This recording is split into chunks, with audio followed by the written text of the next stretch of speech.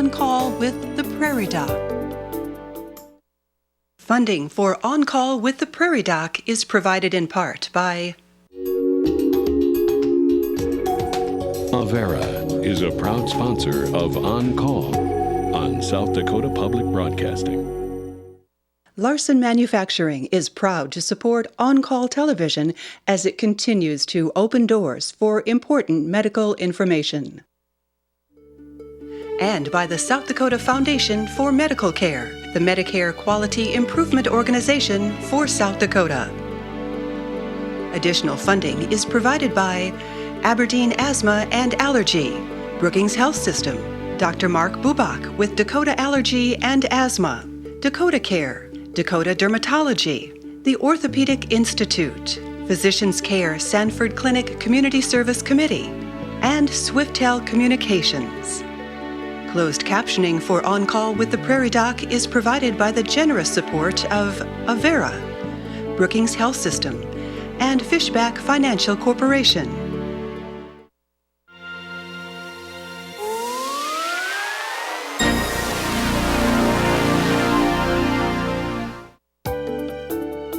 Why do I have it? What can I do to control it? What can I eat? What lifestyle changes do I need to make? Diabetes brings us many questions when we are diagnosed. We will work to answer those questions and more as we are On Call with the Prairie Doc. Good evening and welcome to On Call with the Prairie Doc.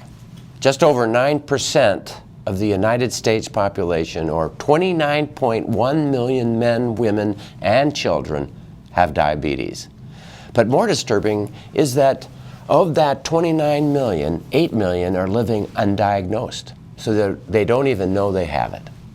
And what about the diagnosis? From 1980 to 2009, the number of adults diagnosed with diabetes in the United States more than tripled, resulting in $176 billion in direct healthcare costs annually.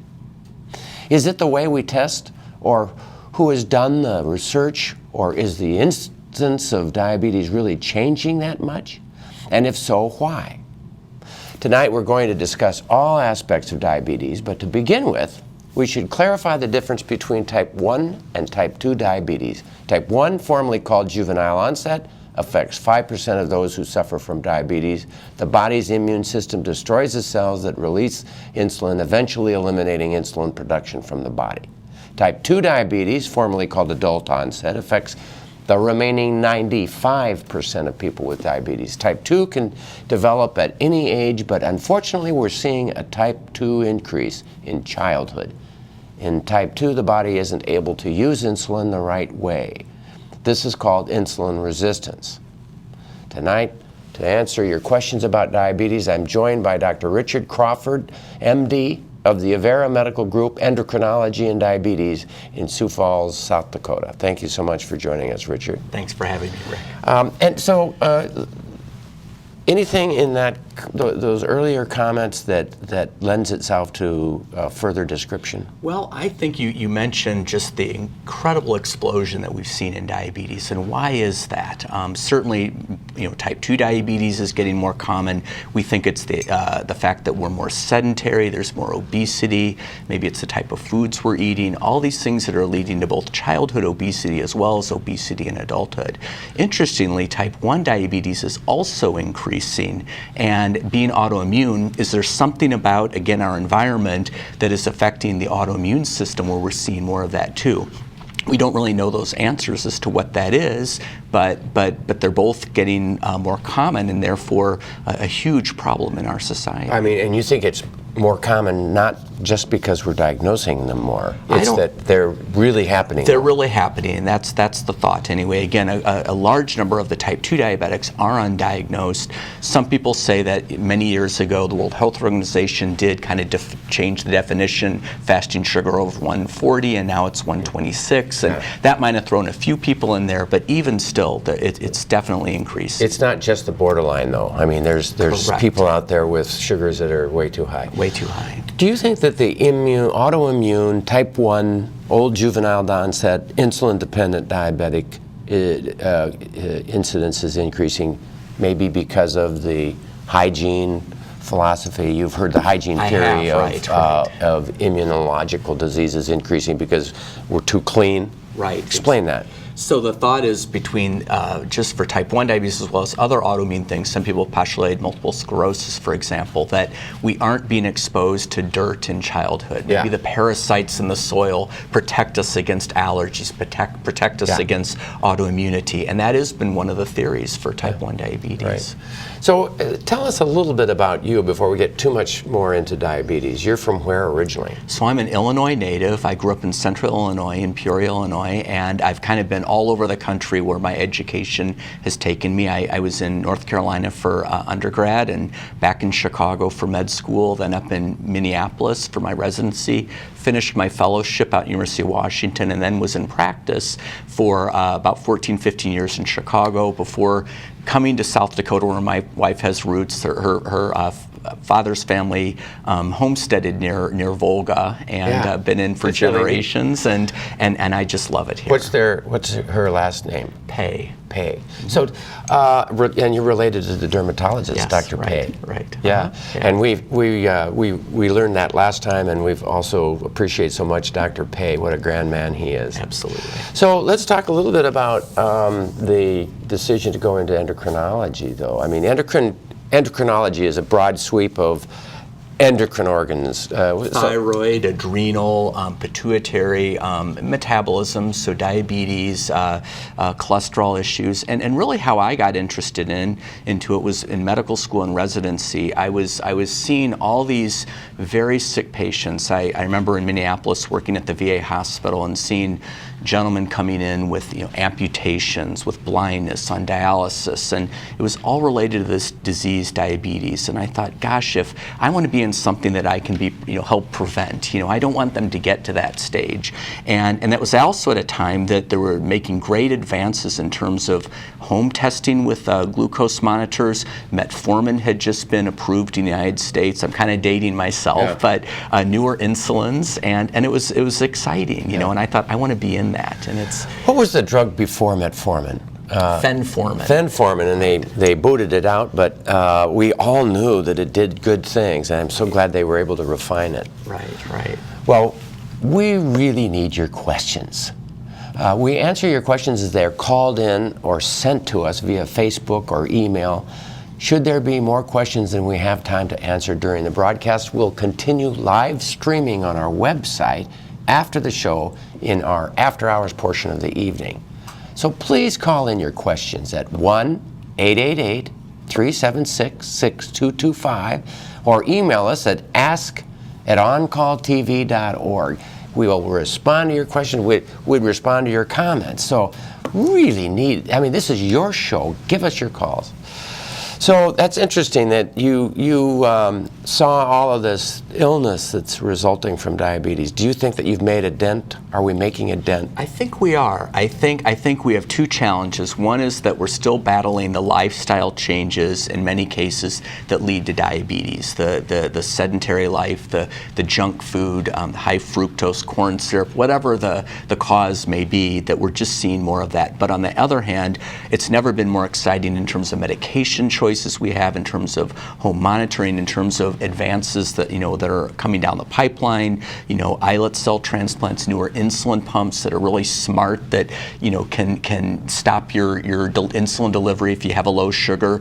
Maybe at some point have it where it actually delivers insulin based upon what your body needs. And that technology is really out there, and it's just sometimes the FDA is kind of slow in getting it approved, but there's some exciting times. Yeah, the self-monitoring, or the machine that monitors your sugar and then injects the insulin accordingly. Right. Wow, we can talk about that. I often think that modern medicine, I was raised where you could get a month's supply of medicines, $10, $15, $25, 30 was an expensive Aldomet, back in the old days. Right. And then diabetes pops up, and of course the old sulfonylureas are cheap, and were cheap and generic, and but now we have newer drugs, and they're quite expensive. Very, yes. And part of what's kept me from moving in that direction is because of that expense. But I've had a aha, and I'll shut up, and I want your response to that. But that it's worth the money. Right. It makes a difference. But I also think, and even the American Diabetes Association has recognized that you can't just have the algorithm and say, start a patient on this, then add the expensive thing. You really have to individualize it. And one of those factors may be your patient's ability to pay for that medication. And so while there might be a good medicine, I have to be realistic and say, okay, is this really going to break their budget if we start them on that? And so that factors into it. Sometimes you have to factor in on the side effects. Old medicines like those sulfonylureas like glyburide and glipizide, very effective, very dirt cheap $4 generic medications, but they can lead to low blood sugars, which can be a problem in your more weight gain, and your elderly, your frail patient, it may be a problem. And so maybe in that regard, you have to think of these other choices. I think that if you don't control it as well as you could, even using the expensive drugs, insurance companies should be realizing that they're going to save money, even using the expensive ones, because we only wish, right? if they could say, we'll pay for those expensive ones because we know that it's going to prevent that hospitalization, which is tremendously expensive. Right. That's what our hope always is. The reality, it's not always that good. So. I wish that people could get those medicines a little bit cheaper, and then that we could be a little bit more free with those fabulous new medicines. We want to have a little bit. Could you just quickly talk about the medicines that are available, and then we'll get back to them. Right. There really are a whole variety, and I'll kind of just talk about some of the oral medicines, the pills. The metformin that we talked about, that is a mainstay of treatment. Almost everybody should be on that. Almost. If you've got kidney disease or maybe advanced liver disease or problems where you have a lot of heart failure, there's some issues where maybe you shouldn't be on it. Kidney problems being the main one, because it can dangerously cause something called lactic acidosis, and that's why that earlier medicine, fenformin, was taken off the market. Second line, certainly the sulfonylureas. These are ones like glipizide, glimepiride, glyburide. These stimulate the body to make more of its own insulin, and so those are ones that are still appropriate, but again can have low sugar and weight gain. Right. Yeah.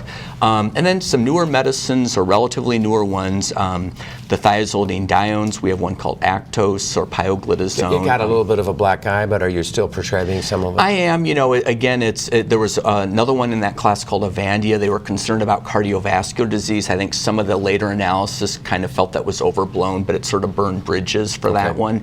But the problem with the pioglitazone, it sometimes can also lead to weight gain. If you've got problems with congestive heart failure and fluid overload, it can be a problem. Yeah. And then there's the DPP-4. That's your sitagliptin, your Januvia, your Onglyza, Tradjenta, things like that. And that's a really good group. It doesn't cause low sugars typically. It's very weight neutral, and it's a good sometimes add-on to things like metformin. Right. And then there's the SGLT2s. These are canagliflozin, like Invokana, dapagliflozin, which is Farxiga, and then this new one, Jardian's epagliflozin. It makes the sugar spill into the urine quicker. Right. You basically urinate out maybe up to about 300 calories a day, or about 70 grams of sugar. It just makes your urine sticky, is what they say. Right, exactly. Okay, and then there's this other group. And then there's the GLP-1 receptor agonists. These are injectables, but they're not insulin. These are your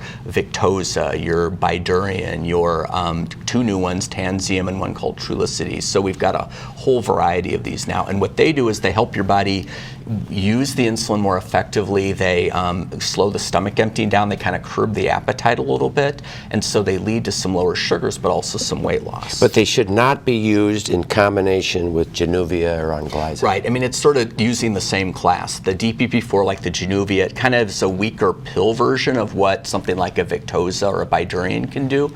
And so you really shouldn't use them together. All right. We'll be back in just a minute. Diabetes can strike anywhere.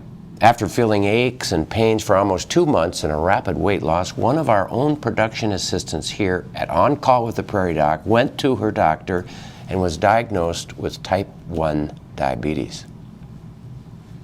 I was weighing myself regularly, and I could tell that I was losing 1 to 2 pounds every day, and I got down to 108 pounds, and I said to my mom, I was like, Mom, I weigh 108 pounds. This isn't okay. And she said, well, it's probably something that's dietary. We don't know what it is. And then after we spent some time together, she saw that I had all the classic symptoms, the excessive thirst, the weight loss, the sweet breath, everything. And she said that she was taking me to see a doctor. And then on my way there, she told me that she thought I had diabetes, and she was right. On my way back home, after they had taken my labs, they didn't want to determine if I had diabetes or anything, and my mom got a phone call and they said, your daughter has a blood sugar of 789. Either you come back to the hospital and we give her insulin, or you might as well drive to Sioux Falls and take her to the ER. When my blood sugar is low, I feel clammy, I feel sweaty, I'm irritable, I have sudden mood change, I feel shaky, like my left hand in particular really shakes, like it really tremors. My vision is blurry. I just basically feel like I'm shutting down. Usually when I wake up or right before I eat breakfast, I have to measure my blood sugar, and it's supposed to be between 80 and 120, and then I eat my breakfast, and then I take my insulin, and I do that with every meal. I measure my blood sugar before, and then I take my insulin after, and then at night I have to take more insulin just to kind of keep me at the steady level that I need to be at. I have to measure my blood sugar as needed. Like if I feel low, which I feel all the 8 signs and symptoms when I feel low, I have to measure my blood sugar. So 4 times minimum is how often I measure it per day, and then I have to take insulin at least 4 times a day.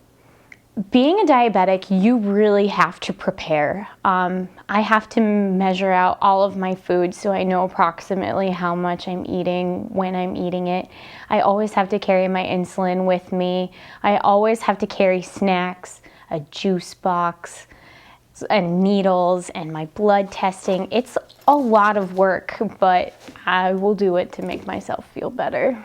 I'm trying to eat more vegetables because non-starchy vegetables hardly count as any carbs. But one thing that I do notice is I'm gonna have to change my taste because I don't really like green vegetables, but I notice that by the end of the day, I'm still hungry because I'm used to eating such hearty, carbohydrate-filled meals that I'm not satisfying my hunger the way I should.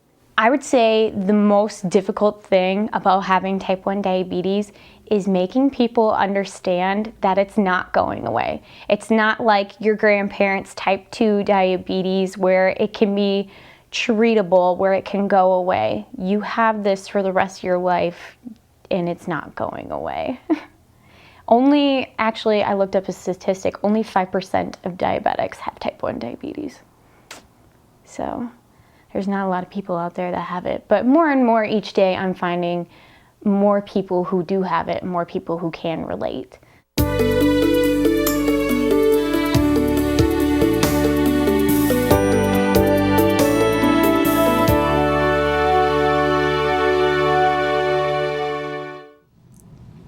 Thank you, Heidi.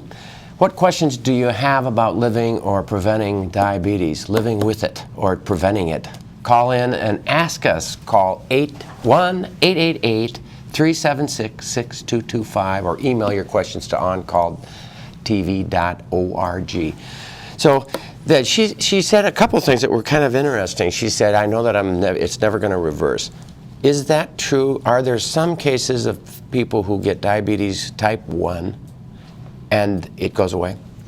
I think that would be very rare. I'm sure if you look in the literature, there are some cases. I think I remember hearing one case of someone who actually ended up with a type of leukemia, and they had a stem cell transplant, and miraculously it went away. But the diabetes went away. Yeah, the diabetes went away, and I think I remember seeing a pediatric endocrinologist give that talk and trying to explain how that happened. I think they did the stem cell, they did the islet cell and the stem cell, and somehow the autoimmunity went away. And I've heard that also, maybe 15 years ago, they were treating aggressively right away, very quickly, that first bit, diabetes type 1.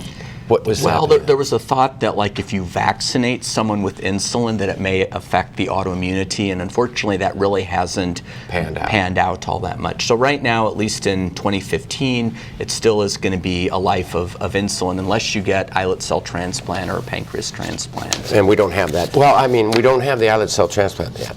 We have them, but the problem is even if you could come up with stem cells and make them into islet cells and inject them in a vein and they swim to the liver and act like a pancreas, you have to deal with the autoimmunity. And so the anti-rejection medicines sometimes are worse than having to take insulin. Right. Unless you can start with your own stem cells, right? But even then, if you've got autoimmune, because in the case it burned it up in the first place. Right, even if you've got your own, it's if you have still a twin, identical twin or your own, it still is going to attack them.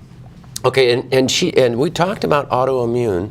Type 1 is an autoimmune disease. In other words, something triggers at any age, and something triggers it. Whether some people have postulated maybe cow's milk, some people have said it's certain viruses, something called the Coxsackie virus has been postulated, but it can happen at any age. We think, like so, we used to call it juvenile onset. Someone might be 21, but they could be 71. I had a woman who was on pills. All of a sudden, her diabetes was not well controlled, very brittle on insulin. She had autoimmune thyroid problems and rheumatoid arthritis, and I said, I think you're not a type 2.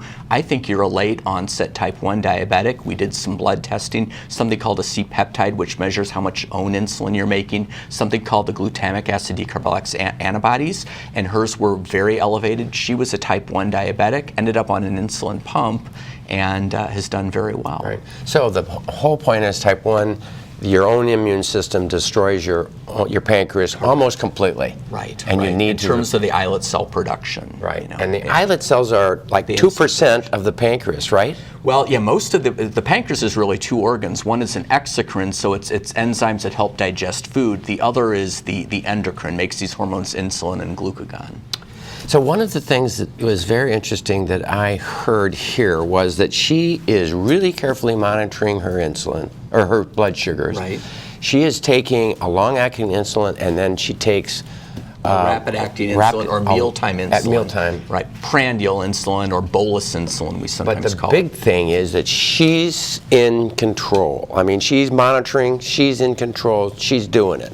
Right, and that's what it takes. It takes self-monitoring. The more times you test, the more you use that information, the better control you're going to get. And then knowing how your body reacts to certain foods and how to count your carbohydrates and adjust your mealtime insulin based upon what we call an insulin to carbohydrate ratio. Those are all important skills, and it can take a long time to learn those. And sometimes you eat out, you have no idea what's in there, or you try to do your best, and you're going to have your own failures, but doing that testing, the monitoring, being careful, that's what's going to keep you healthy. So Hardy talked about eating particular types of foods, and you spoke of carbohydrates.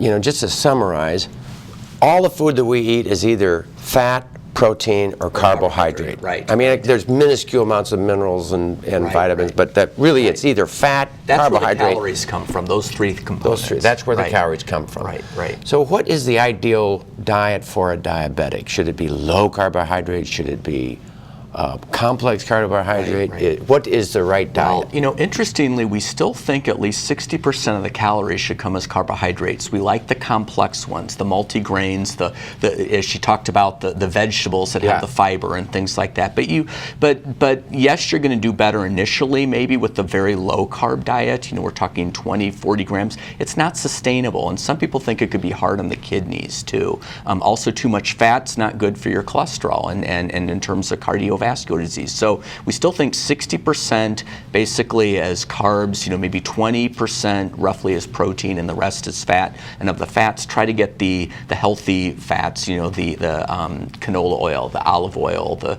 fish oil, things like that. Not so much of the meat oil. Right. Mm-hmm. So that was, I thought, a wonderful opportunity and very nice. So there's a thing called glycemic index on food. Let's talk about that for a minute. If I were low because I took too much insulin, and I worry about people on insulin because if they're hungry all the time, they're too low, and so then they gain weight because they're eating too much, and then it makes their diabetes worse. So you don't want to have reactions. You don't want to be hungry all the time. I once had a patient who said, "I love it when I have a low because then I can have my candy bar," and I said, "Then you're on too much insulin because we don't want you to get to where you get to that point." We want no lows. Right. But if you did have a low and you wanted to raise your sugar the fastest that you could, people talk about glycemic index food, and of course the classic was in orange juice, sugar. Right, raisins. But the answer for Iowa, diabetes on, then lactose was gone. What happened to lactose? Pioglitazone is actually still on. The other one, Avandia, like you could get it only with special, FDA permit. Well, I'm much more conscious of the food that I put into my mouth. Eating habits have definitely changed, and I was really, once again, I would say I was very, very vigilant when I first started. It was kind of frightening to think that you were diabetic. I have one relative who had complications with it as she got older, and so I knew what it could do if you did not follow the rules of eating and exercise. To maintain a healthy diet, and I come up to the wellness center here at SDSU 3 days a week, and I'm fairly vigilant on that. I'm pretty good at coming up and doing that, and that has definitely made a difference in my stamina, in my blood sugar, just everything that goes along with being diabetic. I do a lot of walking, riding the bikes that are up here at SDSU at the Wellness Center. I do strength training, and that's a lot of what I do. Sometimes I have some things I do at home, like I do have a Pilates machine in my basement, but I'm much better at doing it when there's other people around. So I come up here and do it regularly because I have to. I mean, and I enjoy it besides. Obviously, we have the social time afterwards, and that makes it good, but it's much easier to do the exercise when other people are around doing it too.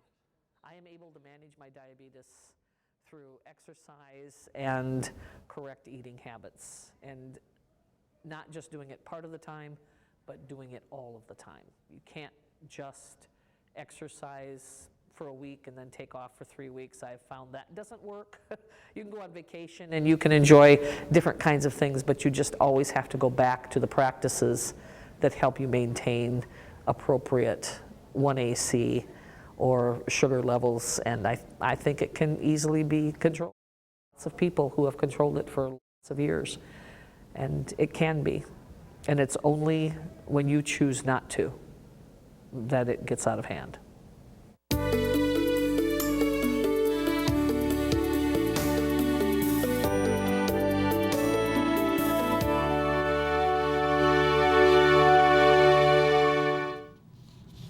We do appreciate your questions, and we do appreciate Ms. Kroll's words of advice about diet and exercise. How valuable do you think that is? I think she hit the nail on the head. It's very important, and it's always a backbone of whatever treatment you end up doing, whether you end up ultimately on insulin or pills. You can't give that portion up. But it's not as powerful as the pills, right? Well, I would actually argue otherwise. I have a patient who, for example, was what we call pre-diabetic. They had a fasting blood sugar that was elevated, normal, let's say, being under 100. They were about 115, not really in the diabetic range, had a strong family history of diabetes, had family members with the complications. They said, what can I do to prevent diabetes? And I said, diet and exercise. And the exercise should be about 150 minutes minimum of a week, so 30 minutes a day, 5 days a week, aerobic exercise, treadmill, stationary bike, whatever you can do, jogging, and then interspersed with that, maybe some repetitive weights where you're doing repetitions, never more than 2 consecutive days. And what's interesting, they did a big study, a landmark study, looking at folks who are pre-diabetic, who are on diet and exercise, versus a group on metformin. You ask about pills, right, and then just the standard group that did whatever they were doing. So three groups, leave them alone, metformin, diet and exercise. Diet and exercise. Right. So what happened? The group, so after 3 years, the group that did the diet and exercise only lost about 7% of their weight, so it wasn't even a huge amount. But you know what? They had 58% reduction in progression to diabetes compared to the group that basically didn't do anything. And the group that was on metformin was about 31%. So even the pills didn't do as well. Half as well as the diet and exercise. Exactly, right. Say that one more time. Half as well as the diet and exercise. Wow. Yeah. We have Clark. My sugar test is between 127 and 131. I'm on a low dose of metformin. My questions about sugar substitutes. Have heard they are very harmful in the long run. What do you take? say? Well, they don't have calories, so I would say they're still better than sugar. So if you have to do your diet Mountain Dew, it's better than your regular Mountain Dew or your regular Coke. A lot of those, 12-ounce soft drinks have up to 39 grams of sugar, and that's just really hard to deal with. Having said that, some people think that the sugar substitutes, they drive that sweet tooth, and you just end up still eating more, and you go out and you order a large supersized meal at a fast food place and you get a Diet Coke. That doesn't really help it. So water is the best, and I'd say get natural. If you get some sugar, but in natural fruits and vegetables, certain fruits being better than others, but it's better than a lot of the sugar-free stuff. Honey it's still sugar, so it's in moderation, though it'd be fine. The worst sugar is which one? Well, some people think like the high fructose corn syrup, but I'd say sucrose very quickly gets broken down. They all get broken down to glucose. So not a big deal. Not a huge. You don't think the high fructose? I'm not a believer. Okay. I'm a type 2 diabetic using metformin and Januvia. I recently contracted shingles, and my glucose dropped a good 10 points. Have you ever heard of shingles inducing a drop in your blood sugar? I have not heard that. I would have almost expected it would have been the opposite, because when you're in pain from shingles, it can actually cause you to release more cortisol and adrenaline, these stress hormones. Right. So I think that's interesting, but I'm not aware of that. Well, maybe just took away their appetite and they're eating less. Could be, right. Yeah. Uh-huh. Is high fructose corn syrup leading to stress on the pancreas? And you said... Yeah, there's too much of it, but I think it's just too much calories, too much sugar, and it's just not good. Can diabetes become uncontrollable? Can an insulin-dependent person control their diabetes with diet, or will they eventually need insulin? In other words, the question is, insulin-dependent person, can they get off of insulin by exercise?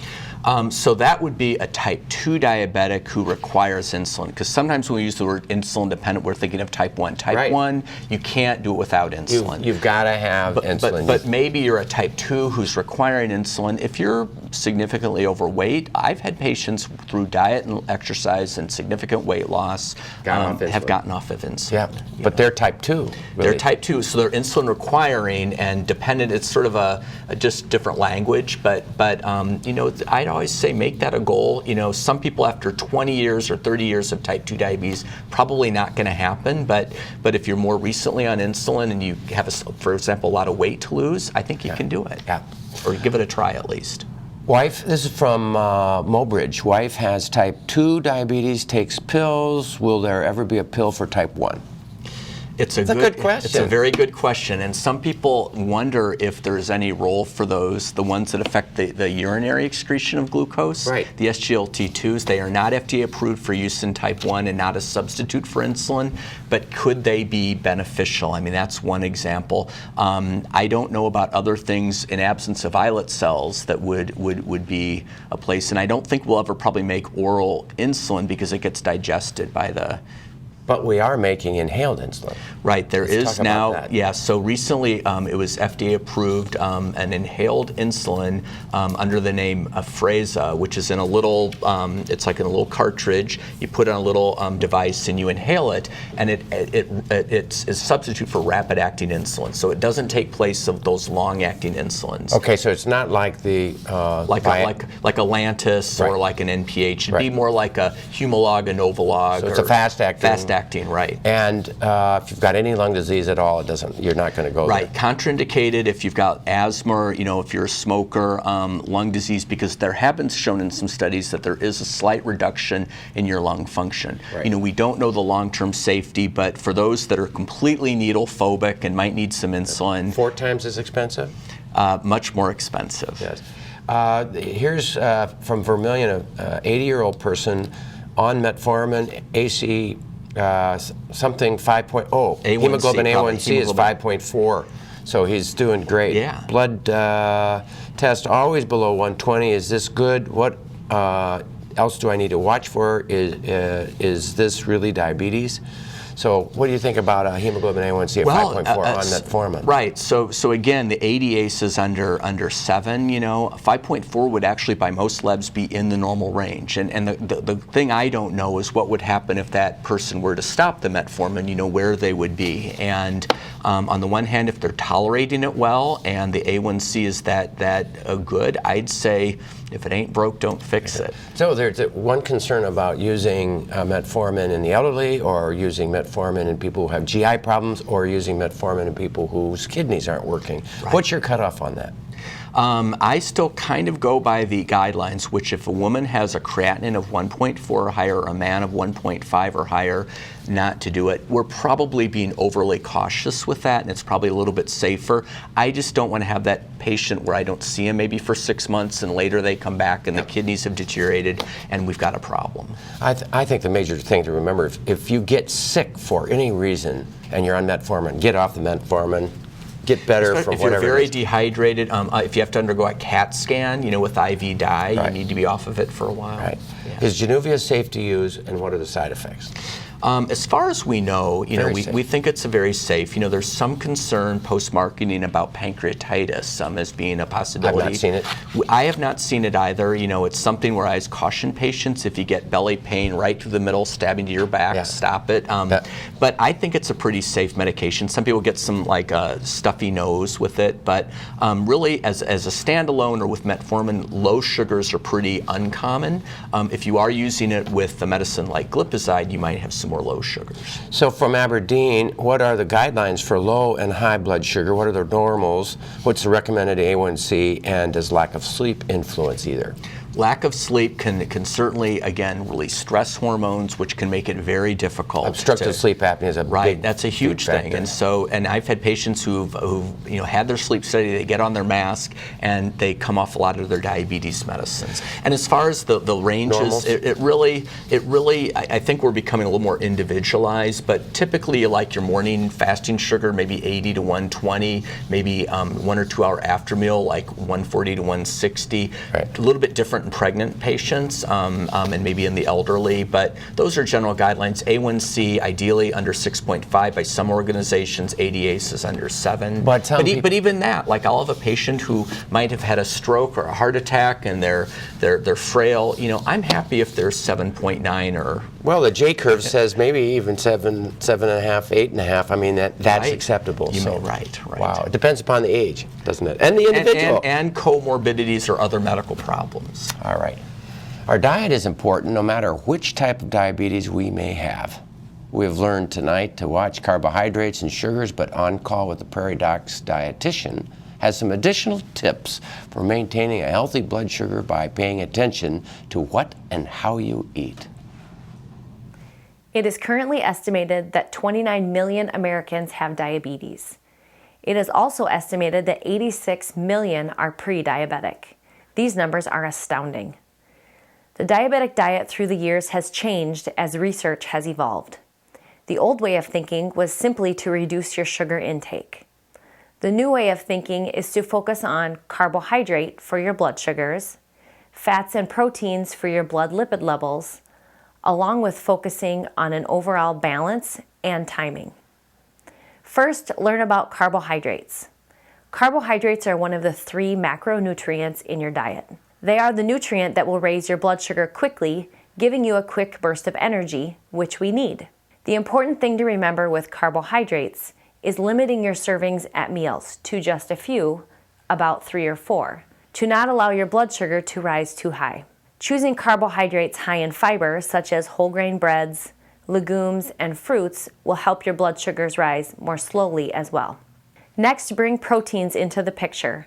Proteins do not raise your blood sugar. However, since they are digested slower, they will help you feel full after your body has used the carbohydrates at your meal. The key is to choose lean proteins and to limit your portion to 3 to 4 ounces at meals. Fats are the final macronutrient. They too do not raise your blood sugar, however, can raise your blood lipid levels.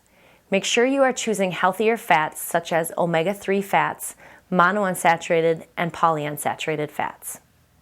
Spreading these nutrients out throughout the day at 3 or more smaller meals will help to keep you satisfied all day long, will also help keep your blood sugars at appropriate levels, and can help you reduce your calorie intake.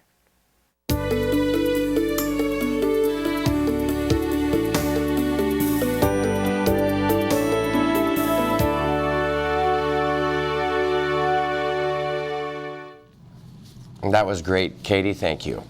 Well, let's dive into more questions. We have from Brookings a 31-year-old, 15-year-old grandson. No, must not be a 31-year-old. 15-year-old grandson has ADD and is now diagnosed with type 2 diabetes. Is there a correlation? ADD and type 2 diabetes, Melodies. Well, again, we are seeing more type 2 diabetes in younger individuals. Certain medications, I'm not sure specifically, can have a higher risk with developing type 2 diabetes. And so I would certainly discuss with the doctors, are there any medicines that may, be factors in developing type 2 diabetes at that age. But you think ADD treatments are primarily on things that pick up metabolism, people lose weight on them. Right. It's, and I don't know which medicines, so there's actually more of the ones that are used for other conditions, which, certain psychiatric conditions, which might be more common. Right, if there is a psychiatric illness, the major psychiatric meds really do cause weight gain, don't they? Right, and can make more at risk for diabetes, right? 89-year-old person from Iowa, talk a little more about peripheral neuropathy of diabetes. Right, so peripheral neuropathy is one of the major, what we call microvascular complications. So when we think of microvascular, we think of retinopathy, which is eye disease, nephropathy, kidney disease, and peripheral neuropathy. And peripheral neuropathy is where you actually get destruction of the little blood vessels and nerves, typically starting out in the feet and hands, and it's one of the most common complications of diabetes. And it's because of the blood vessels that feed the nerves that happens, right? Correct, right. They basically just, get clogged up, if you will, and die off, and then the nerves die off because they lack the blood supply. And so when patients ask me, what can I do to prevent it? Unfortunately, we don't have any good medicines. If it's a painful neuropathy, we have some medicines that can help control the pain, but otherwise, really is keeping the sugars down. Exercise is important. Keep that blood flow. Don't smoke if you are a smoker. Take good care of your feet. Always wear hard-soled shoes. Inspect your feet often, use moisturizing creams to prevent cracks, get calluses taken care of, keep the toenails trimmed. Foot care is very important. Foot care. Get to a podiatrist or a foot care person. Right. There's a 71-year-old from Vermilion who asked about increase in obesity related to childhood diabetes, the type 1 diabetes and obesity. Let's talk about obesity a little bit. Is obesity, we're hearing it all the time. Do you think that it's truly occurring more frequent in the U.S. and in our kids? It is. And actually, if you look at, I wish I had some graphics, but if you look at a map, they can show the percent of people that are obese, and that's defined as something called a body mass index over 30 and above. It's the percentage of population across the United States has just exploded since 1980 and even in the last 10 years. And as an endocrinologist, you believe this is because of just the diet? I still, personally, I wonder if there's other factors. What's interesting, there's some people have actually promoted the idea that there's change in the bacteria in the intestines that might affect how food even gets absorbed, and maybe our food has changed, so we have different bacteria and we don't burn it off and we absorb it more. What about what we feed our infants?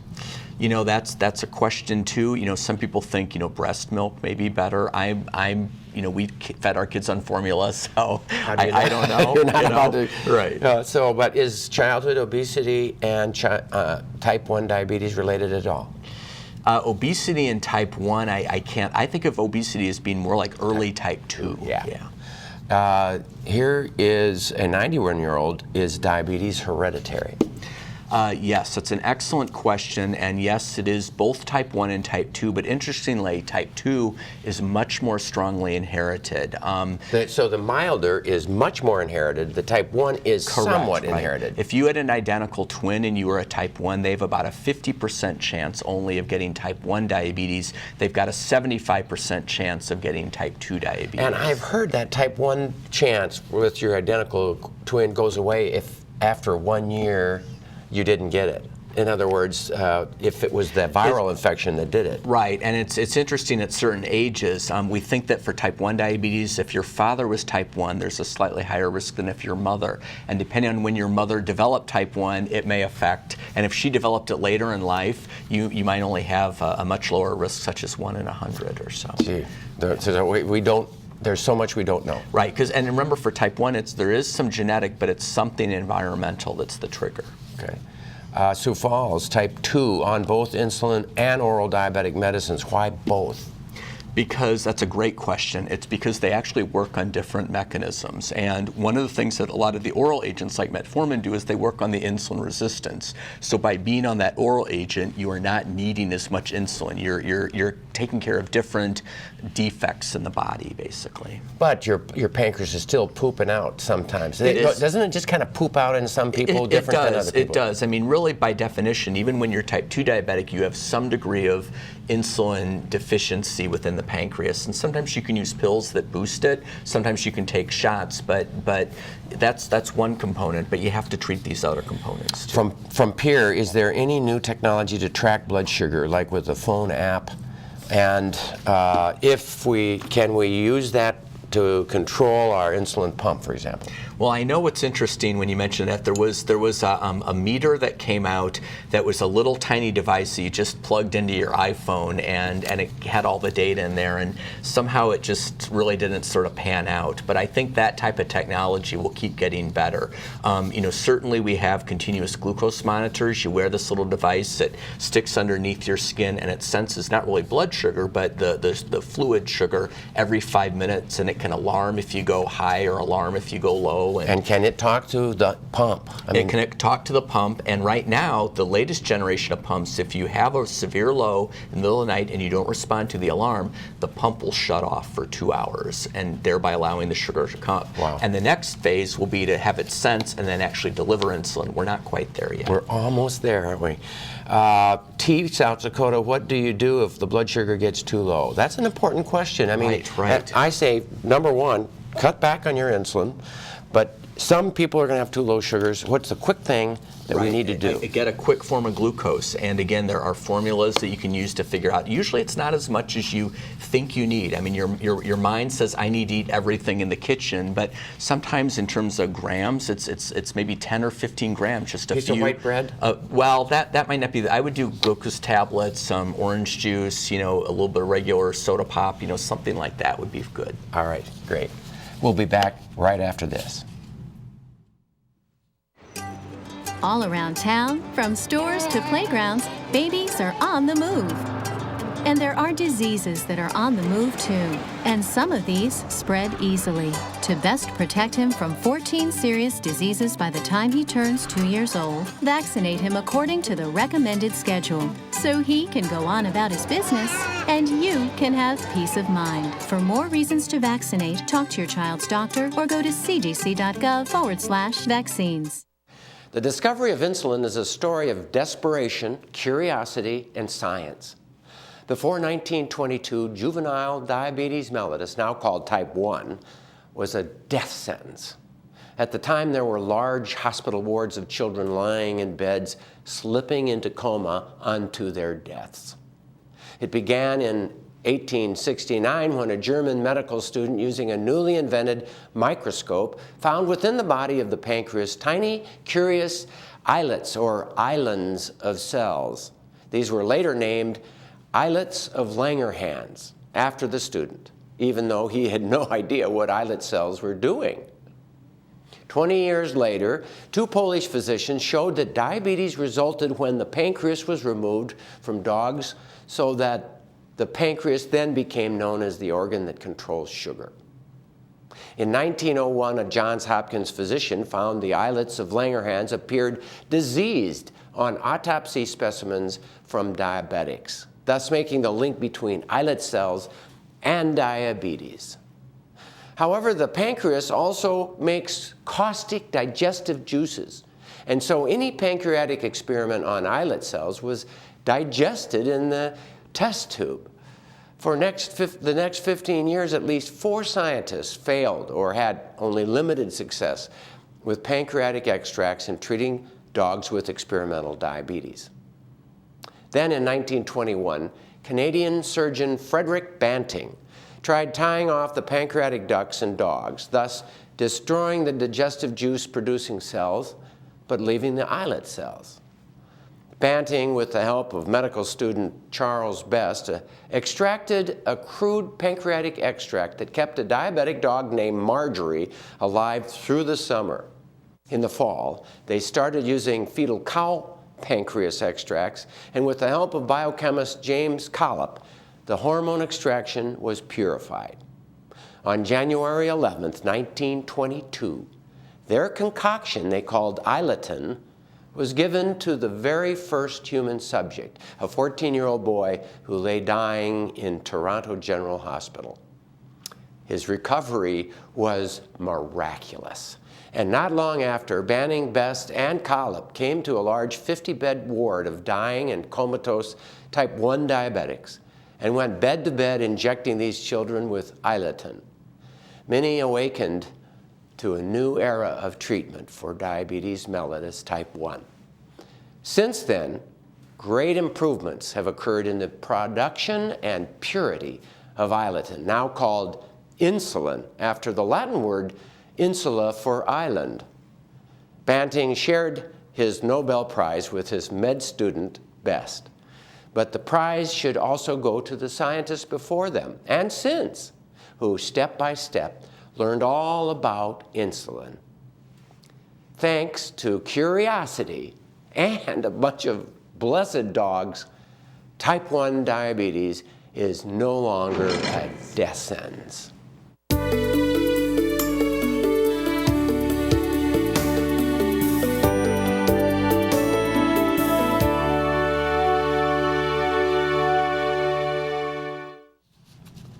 This brings us to the end of our show this evening. I sincerely thank our fantastic guest tonight, Richard Crawford of the Avera Medical Group, Endocrinology and Diabetes in Sioux Falls.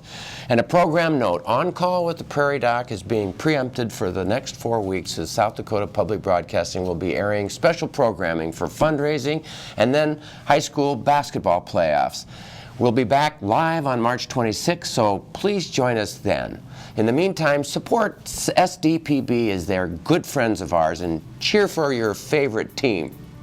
According to former college and pro football coach Lou Holtz, everyone goes through adversity in life, but what matters is how you learn from it. And until next time, from all of us here at On Call with the Prairie Doc, stay healthy out there, people.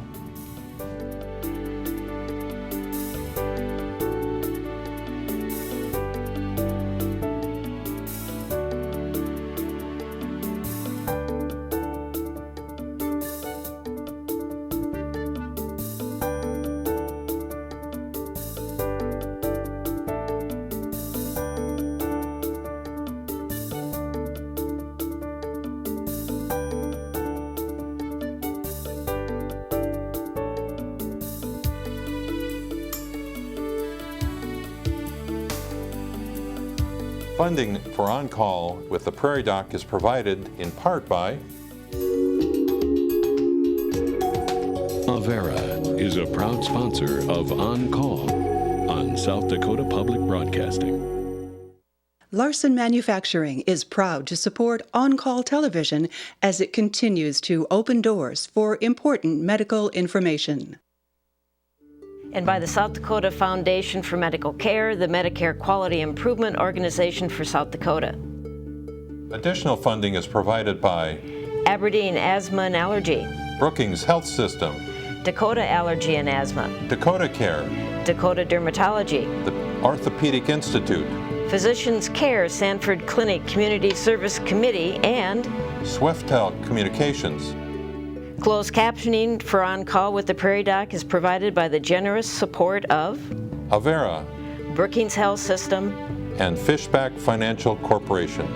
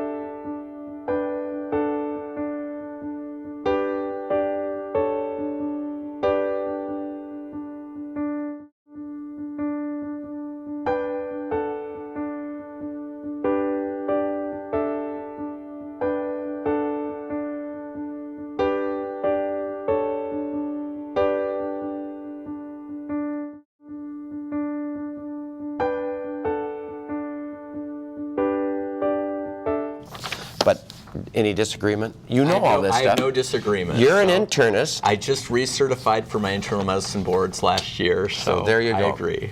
All right, from Redfield, 82-year-old person, blood sugar level of 120 after fasting. Does this indicate borderline blood sugar? So diabetes? So with fasting, a 120 would be impaired fasting glucose. That is in a pre-diabetic range. So yes, I would, and with that number, I'd want to get a hemoglobin A1C and maybe do a few other, testing, because that's starting to get more on the edge towards diabetes. And certainly the reason we treat people lower now than we used to is because we know that in terms of preventing the complications. It's the complications of diabetes, right. The vascular disease, right, exactly. Strokes, heart attacks. And sometimes it's not just being aggressive with the glucose, but also high blood pressure, what is your cholesterol, other risk factors like smoking, and really intervening in all those. I like the idea of exercise to help that person first of all. Right. Here's from Sioux Falls, 88-year-old person, always too warm, sleep problems, 2 small nodes on the thyroid. Could this be problems for sleep? And is there a blood test for thyroid? I mean, what is your clue? Could this be a clue for hyper or hypothyroid? I would say that the heat intolerance, I'd be worried about hyperthyroidism. Too high. Too high, right. Hyper. Overactive thyroid, and that could be due to an autoimmune process such as Graves' disease. If they feel like there's nodules in there could be what we call hot nodules. These are not cancerous, but they make too much thyroid hormone. So I would go in, get TSH, a free T4, get some thyroid function tests. I would say this, though, there are many reasons for night sweats and for sweating at night. Low-grade infections, menopause. Go see your doctor. This is an 88-year-old person, though. It's probably not menopause. Check your doctor. Right.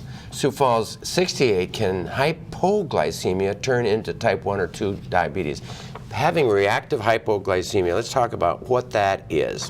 Right, and so that basically is where you eat something maybe more carbohydrate laden, and then later on you go on and you get shaky and sweaty and you get hypoglycemia. And you're not on any diabetic Not drugs? on any diabetic medication, but that can often be an early clue, especially for type 2 diabetes, because you have insulin resistance, and so you get this exaggerated response. You get too high of an insulin secretion, and eventually it wears off. And sometimes even years before people become overtly type 2 diabetic, they can have that as a symptom. Hypoglycemia. So if you were going to do anything, you would have them do all the things you would do to prevent diabetes. Right. Check it out. Yep. Mm-hmm. And a lot of times you have them eat protein or something? Yeah, do frequent small, what we call mixed meals, where you do more protein, a little bit more fat, maybe even lower on the carbs than you normally would do. Right.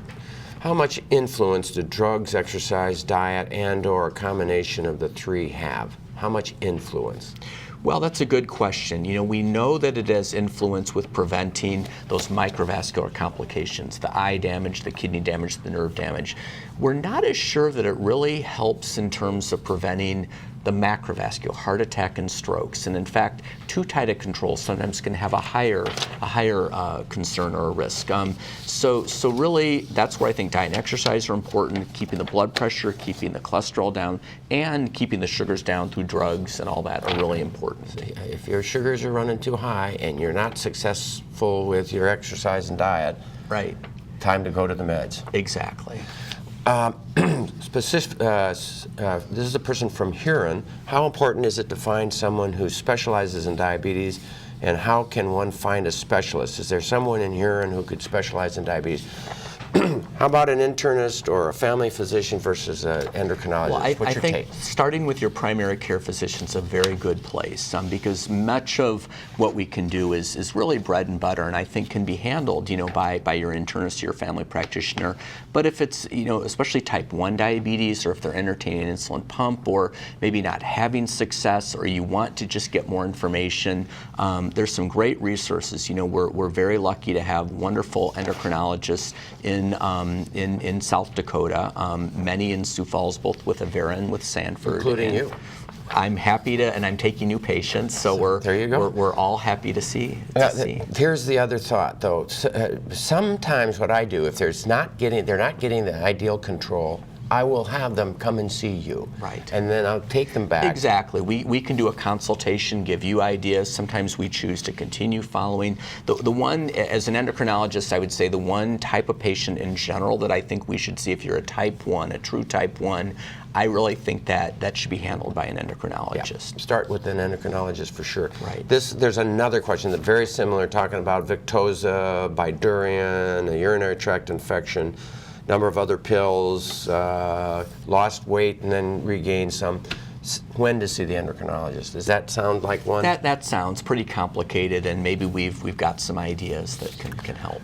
Here's from Sioux Falls, 62, type 2, for 16 years, hemoglobin A1C less than 6.5. Will I still face the consequences of diabetes? When do you stop? I mean, do we completely control the consequences of diabetes when the sugars are completely controlled? Probably not, because we're probably not as tight as a non-diabetic. A non-diabetic, it's amazing how tight your sugars are. I mean, they're typically between 70 and maybe rarely up to 110 or 120, once in a blue moon up to 50. I mean, it's very tight.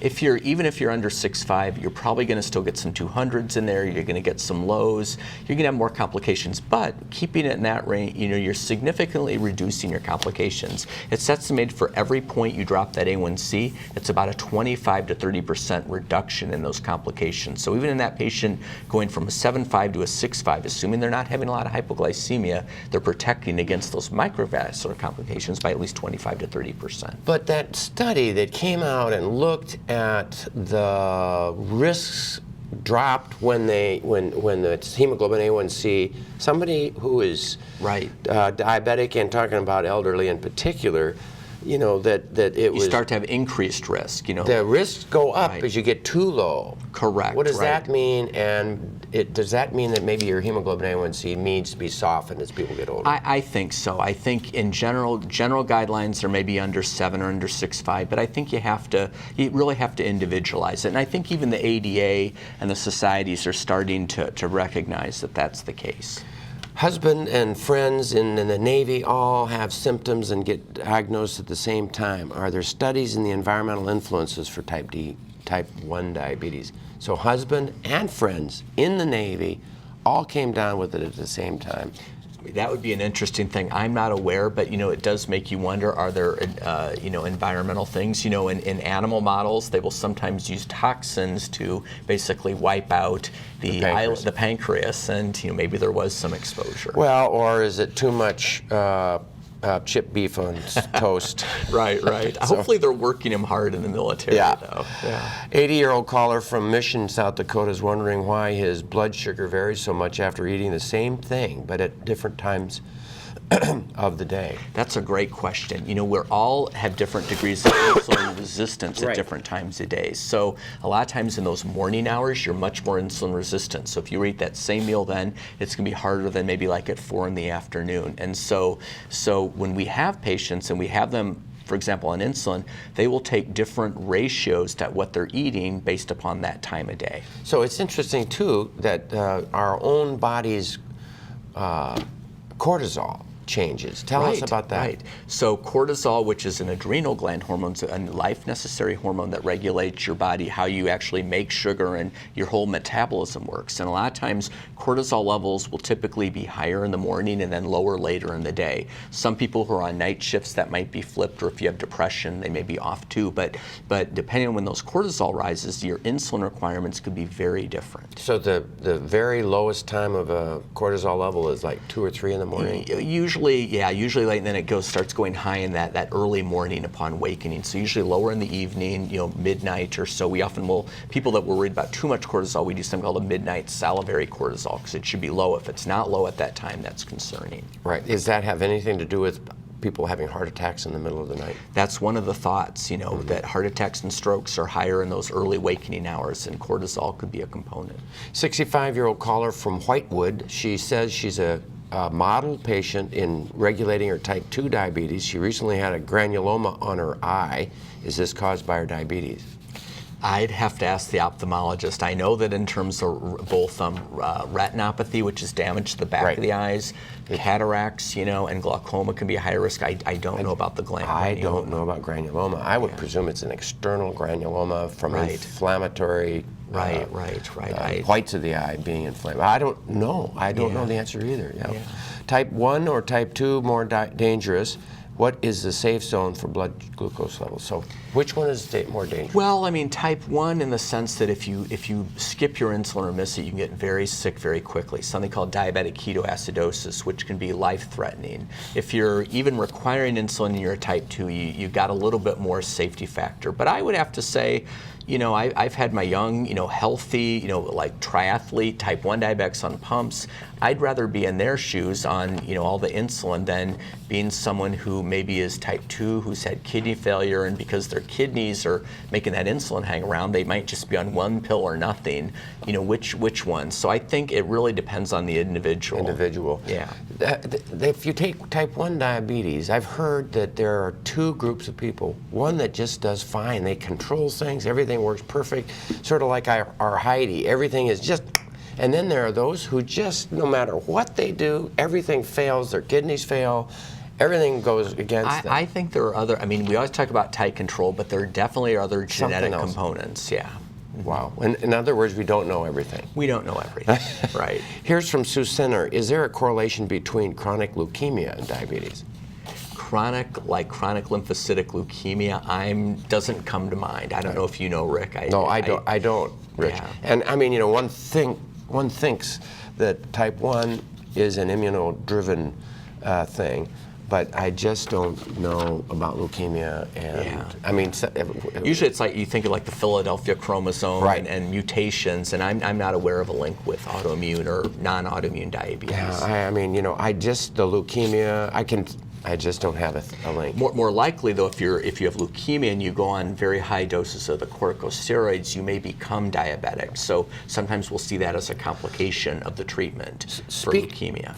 Speak 2 seconds about hemosiderosis, because that is a disease of the liver and can be of the pancreas. And hemochromatosis. We have that's what I meant. Too much iron, and that's what we call sometimes bronze diabetes, where basically you get too much iron in your system and it affects your pancreas. You become diabetic, and especially if you're, let's say, a middle-aged man and you've lost weight and you're not really autoimmune diabetic, and there's no immediate other family members, unless you know that they've got iron problems, that could be a cause. Hemochromatosis. Yeah. 74-year-old caller. Last question.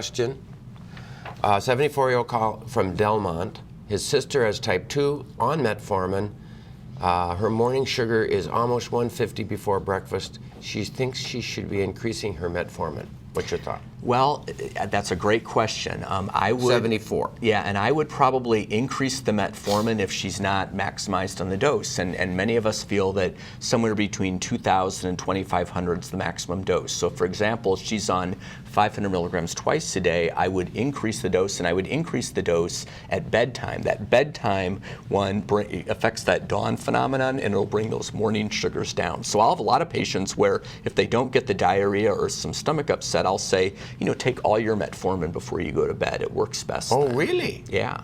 So there's some people you just give it once a day? 2,000 milligrams at bedtime. Really? Mm-hmm. Very interesting. Richard, it's been a great pleasure. Thank you so much for taking your time and coming here and giving your expertise. Appreciate it. Wonderful. Thank you for joining us on our website. We appreciate all of your questions and the opportunity to answer them. Until next time, stay healthy out there, people.